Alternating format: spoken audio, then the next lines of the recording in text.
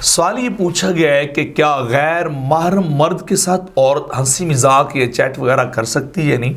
اس کا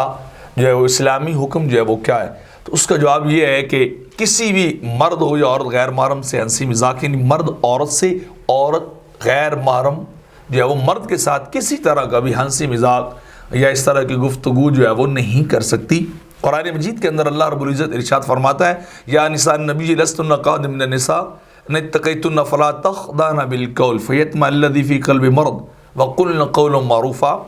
اے نبی کے گھرانے کی بیویوں، تم پورے زمانے میں سے کسی بیوی عورتوں کی طرح نہیں، یعنی تمہارا سٹیٹس ایک الگ ہے، تمہیں ڈرنا چاہیے، اور اپنی آواز کو، یہ ایک حکم ہے جو اوپنلی ہے، اگرچہ یہاں خطاب تو ازواج مطہرات امہات المومنین کو ہوا ہے، لیکن یہ اس کا حکم عام ہے کہ فلا تخضعن بالقول،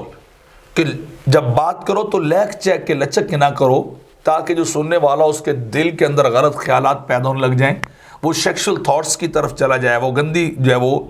نیت کی طرف چلا جائے، بلکہ کیا ہے گفتگو، جب کوئی ایسا بندہ باہر سے آ کے دروازے کو کھٹکھٹائے کہ کہیں ضرورت کے تحت بات چیت کرنی پڑے تو بڑے ٹیٹ سے لہجے میں کرنی چاہیے، تاکہ گفتگو سے بھی، بات چیت سے بھی جو ہے وہ کوئی خرابی کا دروازہ، فتنے کا دروازہ نہ کھلے۔ تو آپ خود سوچئے